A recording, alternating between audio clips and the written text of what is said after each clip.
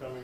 Like I said earlier, she's going to say a few words, give a statement, and we'll fill it for just a couple of questions. Don't go too far into the weeds. Again, certain things we can't discuss, but feel free to ask, and we'll let you know whether or not we can. All right. Good afternoon. Appreciate you coming. I'd like to take just a couple of your minutes to address some of the issues going on with the fire department as well as our city and the country. I will confirm that we have dismissed 2 firefighters, and that their cases are subject to appeal if they choose. So I'm not going to go any farther into that because I don't want to hinder that process. Third employee decided to resign prior to the end of their investigation. So I'm also not going to comment on that one because of respect to that person. So as far as our department, you know, first responders are held to a very high standard, and we hold ourselves to a high standard. You hold us to a high standard, and there's a reason for that. And that reason is because we do a very important job. We go into the community and protect lives and property every day. And in doing that, we have to have the trust of the public. And for years, this department has been built on that trust. And we build that trust by going into homes and taking care of people in the streets that without prejudice, without bias. We don't care how old you are, how you look, how much money you have, or the color of your skin. We take care of our city. And we have built that reputation of excellence on that being unbiased and unprejudiced. And when we have some that choose to erode that, then we're going to take steps to correct it. We're not going to have a fire department that disrespects our community.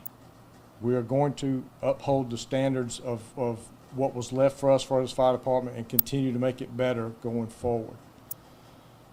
As far as our community goes, I know we're in a hurting community. There are many hurting people in our communities right now, so these insensitive subjects are even amplified during this time.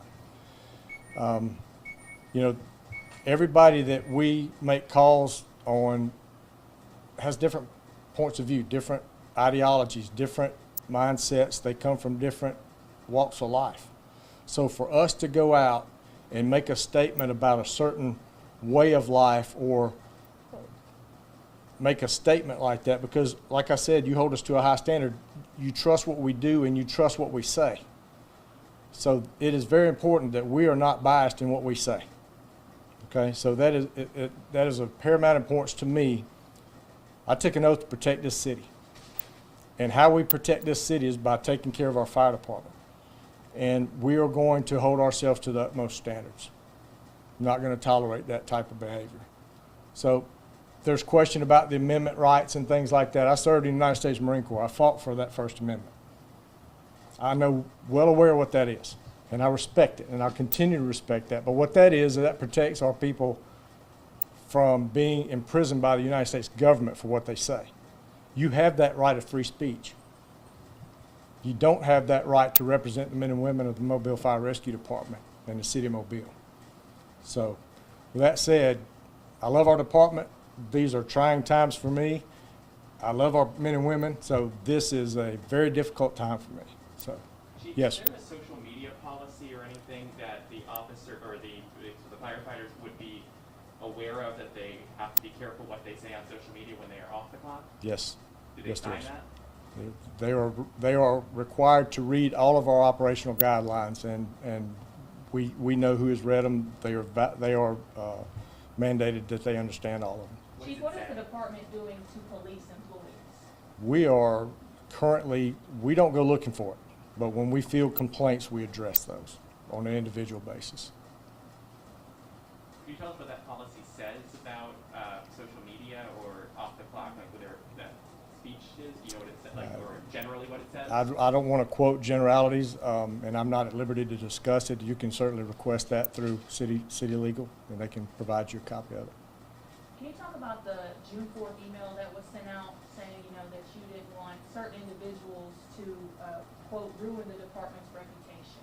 Yeah, that's trying to reiterate that social media policy. That was my intent, to try to unify our department so that they understand what's at stake when they say something. And like I talked about a minute ago, what we do and say is held in high regard in our community.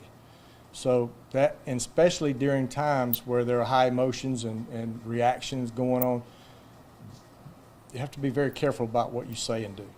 And so that letter was geared towards having our firefighters be mindful of what they put out there, because when you put something out there, your name is associated with it, and you can't pull that back. That is a platform that the world sees, and you can't pull it back. Even if you take it down, somebody has a copy of it. It is associated with you, and it can be tied to our department and our city.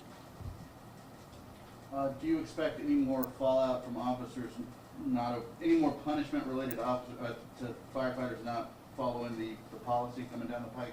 I certainly hope not, but we will continue to address and continue to educate our members, and we have plans for the month of July to do some very in-depth training so that they understand why, and there are some that will be looked into, and we hope that education and them understanding why this is so important will curb this. You mentioned the in-depth training. Bill Erickson, who's the union president, mentioned to me a need for maybe some implicit bias training, some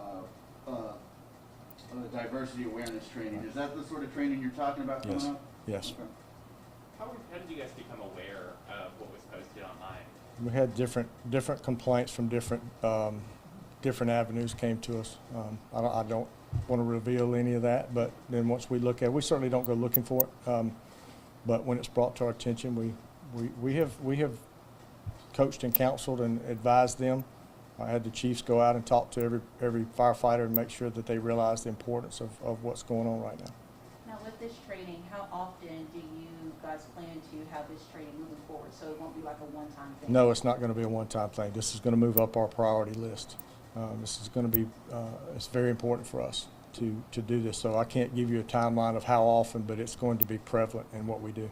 Do you think that this will prompt some type of diversity council within the fire department to avoid situations like this in the future?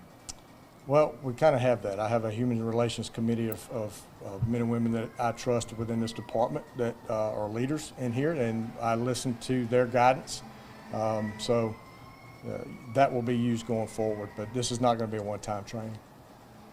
It's my understanding that there are more complaints out there. I know you already touched on it, but is anyone else facing any repercussions right now? I'm not at liberty to discuss that. Those are ongoing investigations internally, and I'd rather not discuss that. Okay, Has thank this you. happened in the past, to your knowledge, in the recent past, or anything where an officer or a firefighter has been potentially laid off or fired because of this, to your knowledge? In the city of Mobile, I can't recall that. Social media is changing, evolving, and the platforms I can't keep up with all that, but I know nationwide this is a problem.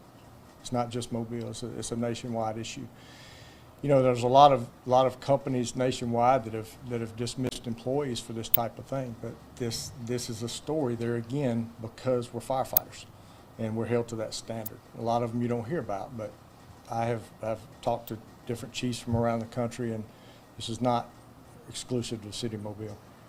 At any point, do you think that this situation could have been de-escalated before it made its way to social media by any of the people just watching and standing by? I know that's something, a question and an issue that has been being asked across the country right now during what we're faced against de-escalation as far as trying to resolve it before.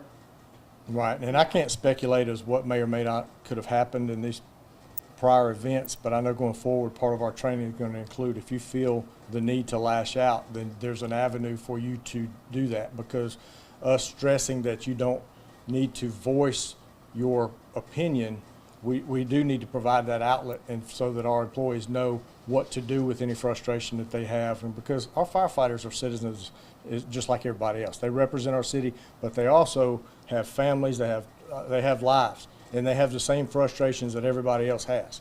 So us telling them that they can't say, do that, they need an outlet for it. So part of our training is going to be to provide an avenue for that.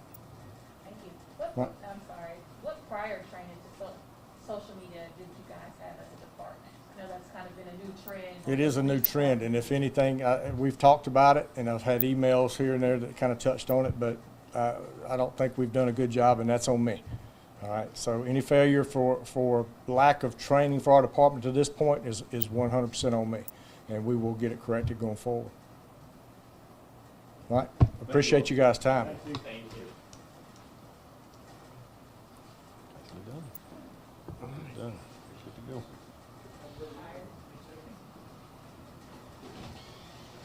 Everybody good? Yep. Good. Sorry, Amber, I mean, Rashad. Was that these guys that sent out? Say again? Was it these, the guys here that sent out? To that fire? Then they came.